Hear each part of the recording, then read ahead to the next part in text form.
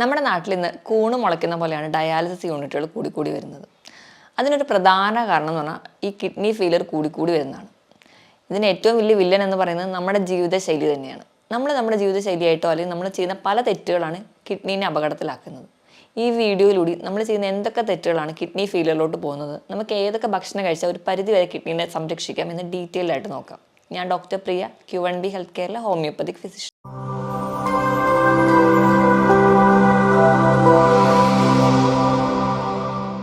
നമ്മൾ ചെയ്യുന്ന ചില തെറ്റുകൾ നമ്മൾ തന്നെ അറിയാതെ ചെയ്യുന്ന തെറ്റുകളായിട്ടോ നമ്മൾ അറിയുന്ന ഒരുപാട് തെറ്റുകൾ നമ്മൾ ചെയ്യുന്നതുകൊണ്ടോ കിഡ്നി ഇന്ന് കംപ്ലീറ്റ് ഫെയിലിയറിലോട്ട് പോകുന്നുണ്ട്.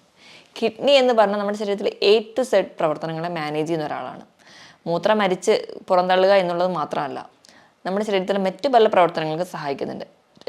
ചുവന്ന രക്താണുക്കളുടെ ലെവൽ മെയിൻറ്റെയിൻ ചെയ്യാൻ എറിത്രോപോയിറ്റിൻ എന്ന് പറയുന്ന ഹോർമോൺ ഉണ്ടാക്കുന്നു, വൈറ്റമിൻ ഡിയുടെ ലെവൽ മെയിൻറ്റെയിൻ ചെയ്യുന്നു, BP കൺട്രോൾഡ് ആക്കി നിർത്തുന്നു. ഇവയൊക്കെ കിഡ്നിയുടെ പ്രവർത്തനം കൊണ്ടാണ്. നമുക്ക് വേണ്ട ധാതുക്കളെയും ലവണങ്ങളെയൊക്കെ സോർട്ട് ഔട്ട് ചെയ്തെടുക്കുന്നതും ഈ കിഡ്നി തന്നെയാണ്. അപ്പം നമ്മുടെ ശരീരത്തിലെ ഒട്ടുമിക്ക പ്രവർത്തനങ്ങൾക്ക് സഹായിക്കുന്നതാണ് കിഡ്നി. ചെറിയ ചെറിയ അപകടങ്ങളൊക്കെ വന്നാലും കിഡ്നി പുറത്തോടുന്ന ലക്ഷണങ്ങൾ കാണിക്കാതെയൊക്കെ ഒരു പരിധി വരെ മാനേജ് ചെയ്ത് പോകും. പക്ഷെ നമ്മൾ ചെയ്യുന്ന ചില തെറ്റുകൾ എന്തൊക്കെയാണെന്ന് തിരിച്ചറിഞ്ഞ് നമ്മൾ അതൊന്നും ചെയ്യാതിരുന്നാൽ തന്നെ ഒരു പരിധി വരെ നമുക്ക് കിഡ്നി ഫെയിലിയർ തടയാൻ പറ്റും. ഏറ്റവും ഒന്നാമതായിട്ട് പറയുകയാണെങ്കിൽ നമ്മൾ തന്നെ നമ്മളെ ചികിത്സിക്കുക.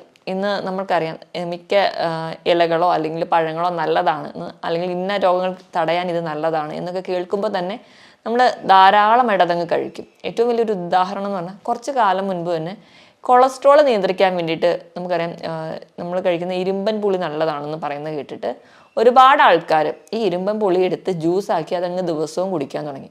അവിടെ കൊളസ്ട്രോൾ മെയിൻറ്റെയിൻ അല്ലെങ്കിൽ കൊളസ്ട്രോൾ കുറയ്ക്കാൻ വേണ്ടിയാണ് നമ്മളിത് കഴിച്ചിരുന്നതെങ്കിൽ ഇപ്പുറത്തെ സൈഡിൽ ഓക്സലേറ്റുകൾ അടിഞ്ഞ് കിഡ്നി ഡാമേജ് ആവുകയാണ്. നമ്മൾ തന്നെയാണ് നമുക്ക് രോഗങ്ങൾ ഉണ്ടാക്കി വെക്കുന്നത്. ഇതുപോലെയാണ് മറ്റ് പല കണ്ടീഷൻസ് എടുക്കുകയാണെങ്കിലും ചില ഇലക്കറികൾ പൊതുവേ നമുക്ക് ശരീരത്തിന് നല്ലതാണ്. അപ്പോൾ ഇലക്കറികൾ പാകം ചെയ്ത് കഴിക്കുകയാണെങ്കിൽ നമുക്ക് ദോഷമില്ല. ഇത് തന്നെ നമ്മൾ അരച്ച് പിഴിഞ്ഞ് ജ്യൂസായി കുടിക്കുന്നവരാണെങ്കിൽ ഇത് നമ്മുടെ കിഡ്നിനെ നശിപ്പിക്കുന്നു. നെല്ലിക്ക നമുക്ക് നല്ലതാണ്, ഏറ്റവും നല്ല പോലെ വൈറ്റമിൻ C ഉണ്ട്, ഏറ്റവും നല്ല റിച്ച് സോഴ്സ് ആണെന്ന് നമുക്കറിയാം. എന്നാൽ കുറച്ച് അധികം വൈറ്റമിൻ C കിട്ടിക്കോട്ടെ എന്ന് ഓർത്തിട്ട് കോവിഡ് കാലങ്ങൾക്ക് അല്ലെങ്കിൽ പല ഇൻഫെക്ഷൻസ് തടയാൻ വേണ്ടിയിട്ട് നമ്മൾ ചെയ്യുന്ന ഒന്നാണ് ഒരു ദിവസം ഒരു 8-10 നെല്ലിക്ക എടുത്ത് അരച്ച് ജ്യൂസാക്കി കുടിക്കുക. അത് നമുക്ക് ദോഷം ചെയ്യും. ദിവസം 1-2 നെല്ലിക്ക അത്രയും നമ്മുടെ ശരീരത്തിന് ആവശ്യമുള്ളൂ. ഞാൻ ഈ പറഞ്ഞതെല്ലാം നിങ്ങൾ ജ്യൂസാക്കി കഴിക്കുകയാണെങ്കിലാണ് പ്രശ്നം ഉണ്ടാവുക. നമ്മൾ പാകം ചെയ്തിട്ടാണ് കഴിക്കുന്നതെങ്കിൽ നമ്മൾ ഇപ്പോൾ ചീരയൊക്കെ ആണെങ്കിൽ ഒരു ലിമിറ്റിൽ നമുക്ക് കുക്ക് ചെയ്ത് കഴിക്കുകയാണെങ്കിൽ നമുക്ക് കുഴപ്പമില്ല. നമ്മൾ ആ ജ്യൂസാക്കി കഴിക്കുമ്പോഴാണ് ഈ പറഞ്ഞ പ്രശ്നങ്ങൾ ഉണ്ടാവുന്നത്.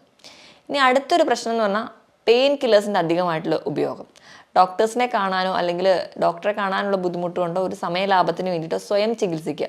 പനി വരുമ്പോൾ ഉടനെ പാരസെറ്റമോളോ അല്ലെങ്കിൽ മറ്റ് പെയിൻ കില്ലേഴ്സോ അല്ലെങ്കിൽ ടെമ്പറേച്ചർ കുറയ്ക്കാൻ മറ്റ് ടാബ്ലറ്റ്സോ ഡിപ്പെൻഡ് ചെയ്യുക. ഇങ്ങനെയൊക്കെ ചെയ്യുന്നതിൻ്റെ ഭാഗമായിട്ട് ഡോക്ടറുടെ കൺസൾട്ടേഷൻ ഇല്ലാതെ മെഡിസിൻസ് എടുക്കുന്നതിൻ്റെ ഭാഗമായിട്ട് കിഡ്നി ഫെയിലിയറിലോട്ട് പോകാം.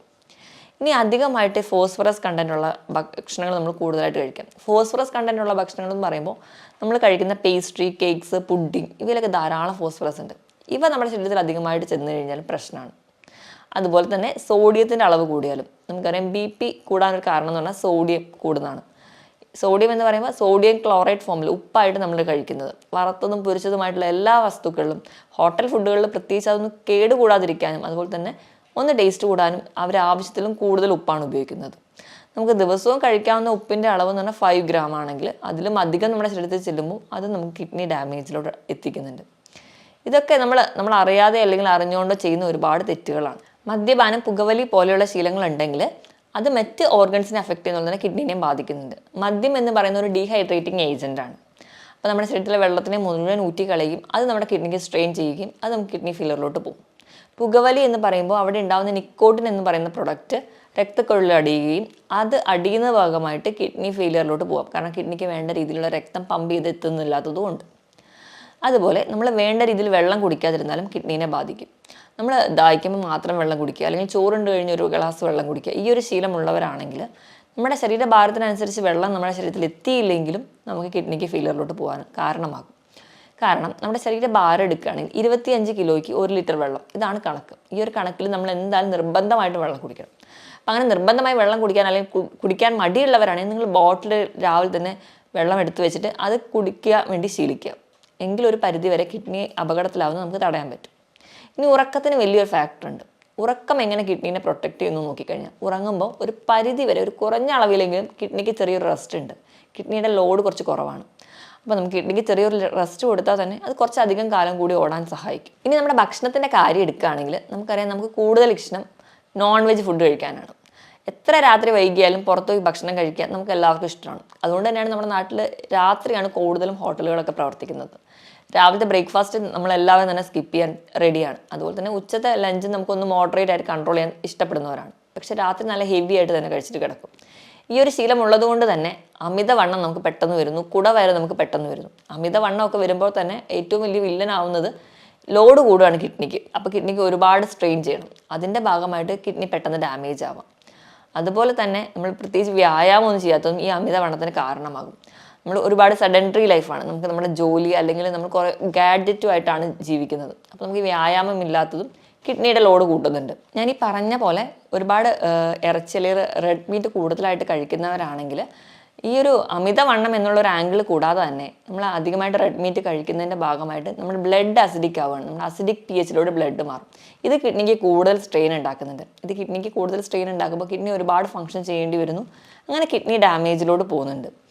ഇതുപോലെ തന്നെയാണ് ഈ ഒരു പ്രോസസ്സാണ് യൂറിക് ആസിഡിൻ്റെ കംപ്ലയിൻസ് ഉള്ളവർ നടക്കുന്നത്. അവരും കൂടുതലായിട്ട് റെഡ് മീറ്റ് കഴിക്കുന്നു, ബ്ലഡ് ഒരു അസിഡിക് pH പോകുന്നു, ക്രിസ്റ്റൽ ഫോർമേഷൻ വരുന്നു, അവർക്ക് കിഡ്നി സ്റ്റോൺസ് ഉണ്ടാവുന്നു. അതും ഒരു കിഡ്നി ഡിസീസിലോട്ട് മാറുന്നുണ്ട്. അപ്പം മാക്സിമം നിങ്ങൾ നോൺ വെജ് പ്രോട്ടീൻസ് കഴിക്കാതെ കുറച്ചുകൂടെ വെജ് പ്രോട്ടീൻസ് അല്ലെങ്കിൽ വെജിറ്റബിൾസും ഫ്രൂട്ട്സും അതിനെ ബാലൻസ് ചെയ്യുന്ന രീതിയിൽ കഴിക്കാൻ വേണ്ടി ശ്രദ്ധിക്കുകയാണെങ്കിൽ ഒരു പരിധി വരെ നമുക്ക് കിഡ്നീനെ പ്രൊട്ടക്റ്റ് ചെയ്യാം. ഞാൻ ഈ പറഞ്ഞ ശീലങ്ങൾ, ഈ കുറച്ച് ശീലങ്ങളാണ് നമ്മുടെ കിഡ്നി ഡാമേജിലോട്ട് പെട്ടെന്ന് എത്തിക്കുന്നത്.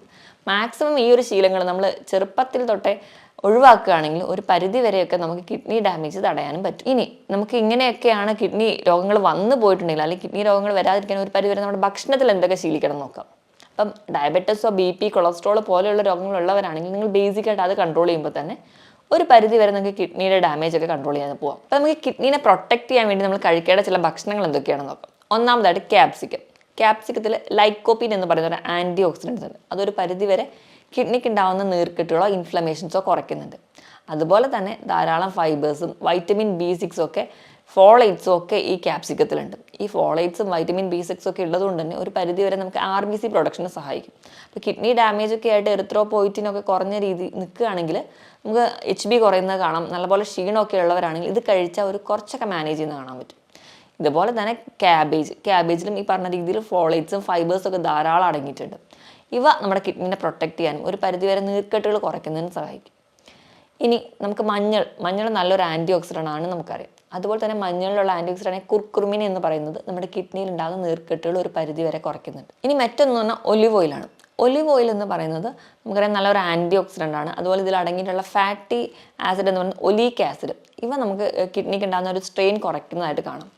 ഒലിവ് ഓയിൽ നമുക്ക് ഏറ്റവും നല്ലതെന്ന് പറഞ്ഞാൽ സാലഡിലൊക്കെ ഒരു ഡ്രസ്സിംഗ് ആയിട്ട് ഉപയോഗിക്കാം. ഒരിക്കലും കുക്ക് ചെയ്യാൻ വേണ്ടിയിട്ടല്ല, ജസ്റ്റ് സാലഡൊക്കെ ഉണ്ടാക്കി അതിന് മുകളിലൊരു ഡ്രസ്സിംഗ് ആയിട്ട് ഒലിവ് ഓയിൽ കഴിക്കുകയാണെങ്കിൽ നിങ്ങൾക്ക് നല്ലതാണ്. അതുപോലെ തന്നെ അതിൽ ധാരാളം omega-3 ഫാറ്റി ആസിഡ്സ് ഉണ്ട്. ഇനി ഏറ്റവും നല്ലതെന്ന് പറയുന്നത് ആപ്പിളാണ്.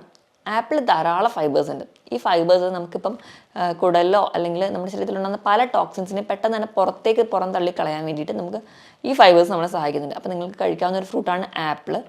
അതുപോലെ തന്നെ തണ്ണിമത്തൻ കഴിക്കുമ്പോൾ അതിലും ഈ ലൈക്കോപ്പിൻ എന്ന് പറയുന്ന ആൻറ്റി ഓക്സിഡൻസ് ഉണ്ട്. അത് നമുക്ക് ഇൻഫ്ലമേഷൻ കുറയ്ക്കുന്നുണ്ട്. അതുപോലെ തണ്ണിമത്തൻ നമുക്ക് നല്ല ഹൈഡ്രേഷൻ തരുന്ന ഒരു ഫ്രൂട്ടാണ്. അപ്പോൾ അതും നിങ്ങൾക്ക് ഉൾപ്പെടുത്തുന്ന ഒരു പരിധിവരെ കിഡ്നിനെയൊക്കെ സംരക്ഷിക്കാൻ വേണ്ടി സഹായിക്കും.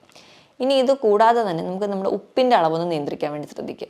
കിഡ്നീനെ അപകടത്തിലാക്കുന്നതിന് മുൻപ് നിങ്ങളുടെ ഉപ്പിൻ്റെ അളവ് നിങ്ങൾ കഴിക്കുമ്പോൾ മാക്സിമം വറുത്തതും പൊരിച്ചതും ഒഴിവാക്കിയിട്ട് ഇതൊക്കെ കഴിക്കുന്നതിനോടൊപ്പം തന്നെ നിങ്ങളുടെ ഉപ്പിൻ്റെ അളവ് മെയിൻറ്റെയിൻ ചെയ്യുക. മാക്സിമം നിങ്ങൾ ഫുഡൊക്കെ കഴിക്കുമ്പോൾ ഒരു 4 ഗ്രാമിലൊക്കെ കൂടാതിരിക്കാൻ വേണ്ടി ശ്രദ്ധിക്കുക.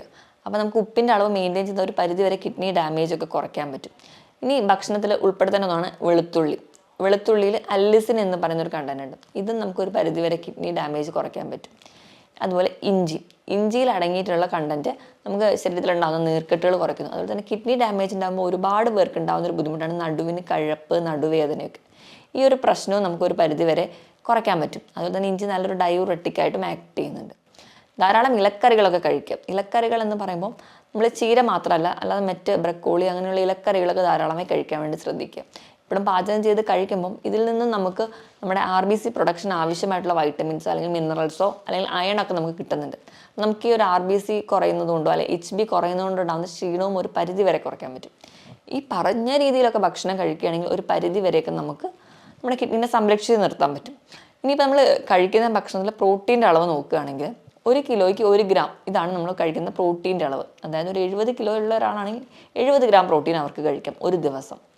കിഡ്നി ഡാമേജ് ഒക്കെ സ്റ്റാർട്ട് ചെയ്തു അല്ലെങ്കിൽ ചെറിയ ചെറിയ ലക്ഷണങ്ങളൊക്കെ കണ്ടു തുടങ്ങിയിട്ടുണ്ടെങ്കിൽ നിങ്ങളുടെ പ്രോട്ടീൻ്റെ അളവ് കുറയ്ക്കുക. എപ്പോഴും നിങ്ങൾ പ്രിഫർ ചെയ്യേണ്ടത് വെജിറ്റബിൾ പ്രോട്ടീൻസ് ആണ്. പയർ, കടല, പരിപ്പ്, കൂണ്, അതേപോലെ പനീർ ഇവയൊക്കെ കൂടുതലായിട്ട് കഴിക്കുക.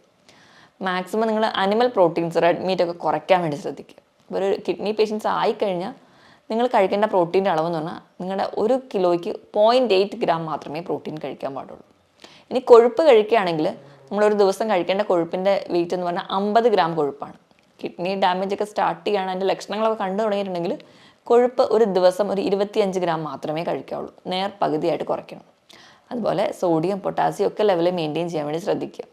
സോഡിയം ഞാൻ പറഞ്ഞ പോലെ വറുത്തതും പൊരിച്ചതും ഒക്കെ ഒന്ന് ഒഴിവാക്കുകയാണെങ്കിൽ, പപ്പടം, അച്ചാർ, ഉപ്പിലിട്ടതൊക്കെ ഒഴിവാക്കുകയാണെങ്കിൽ ഒരു പരിധി വരെ നമുക്ക് കൺട്രോൾ ചെയ്യാം. പൊട്ടാസ്യത്തിൻ്റെ ലെവൽ മെയിൻറ്റെയിൻ ചെയ്യാൻ വേണ്ടി നിങ്ങൾ അധികം പൊട്ടാസ്യമുള്ള ഭക്ഷണങ്ങളാണെങ്കിൽ ഒന്ന് ഒഴിവാക്കുക. കൂടുതലായിട്ട് പൊട്ടാസ്യം അടങ്ങിയിരിക്കുന്നത് കരിക്ക്, ഏത്തപ്പഴം, മാതളം ഇവയിലൊക്കെയാണ്. മാക്സിമം നിങ്ങൾ കഴിയുമ്പോൾ ഫ്രൂട്ട്സ് തിരഞ്ഞെടുക്കുമ്പോൾ പൊട്ടാസ്യം കുറവുള്ള പൈനാപ്പിൾ, ആപ്പിൾ, ബെറീസ്, പേരയ്ക്ക ഇവയൊക്കെ കൂടുതലായിട്ട് തിരഞ്ഞെടുക്കാൻ വേണ്ടി ശ്രദ്ധിക്കുക. ഇനി ഏത്തപ്പഴമൊക്കെ കഴിക്കാൻ താല്പര്യം ഉണ്ടെങ്കിൽ വല്ലപ്പോഴും കഴിക്കുമ്പോൾ പുഴുങ്ങി കഴിക്കുകയാണെങ്കിൽ ഒരു പരിധി വരെയൊക്കെ നമുക്ക് സോഡിയം, പൊട്ടാസ്യത്തിൻ്റെ അളവ് കുറയ്ക്കാൻ പറ്റും. ഞാൻ ഈ പറഞ്ഞ രീതിയിലൊക്കെ ഭക്ഷണം കൂടുതലായിട്ട് ഹെൽത്തി ആയിട്ട് കഴിക്കുക, കൃത്യമായിട്ട് വ്യായാമം ചെയ്യുക, നല്ല രീതിയിൽ കൃത്യമായിട്ട് ഉറങ്ങുക. അതായത് ഒരു 6-7 മണിക്കൂർ കൃത്യമായിട്ട് തന്നെ ഉറങ്ങാൻ വേണ്ടി ശീലിക്കുക. വ്യായാമം ആഴ്ചയിൽ 5 ദിവസമെങ്കിലും മാക്സിമം നിർബന്ധമായിട്ട് തന്നെ ചെയ്യാൻ വേണ്ടി ശ്രദ്ധിക്കുക. നല്ല രീതിയിൽ തന്നെ നിങ്ങൾക്ക് ആവശ്യത്തിന് വേണ്ടിയുള്ള വെയിൽ കൊള്ളുക, കൃത്യമായി വെള്ളം കുടിക്കുക. അപ്പോൾ നിങ്ങൾക്ക് കുറച്ചുകൂടി ഹെൽത്തി ആയിട്ട് ഇരിക്കാൻ പറ്റും. അതുപോലെ ഞാൻ ആദ്യം പറഞ്ഞ രീതിയിലുള്ള തെറ്റുകൾ മാക്സിമം ഒഴിവാക്കുക. അങ്ങനെയാണെങ്കിൽ ഒരു പരിധി വരെ നമുക്ക് നമ്മുടെ കിഡ്നീനെ പ്രൊട്ടക്റ്റ് ചെയ്യാൻ പറ്റും. ഞാൻ ഈ പറഞ്ഞ കാര്യത്തിൽ എന്തെങ്കിലും ഡൗട്ട് ഉണ്ടെങ്കിൽ നിങ്ങൾ താഴെ കാണുന്ന നമ്പറിൽ കോൺടാക്ട് ചെയ്യുക. മറ്റൊരു ഹെൽത്ത് ടോപ്പിക്കുമായിട്ട് വീണ്ടും കാണുന്നത് വരെ നന്ദി.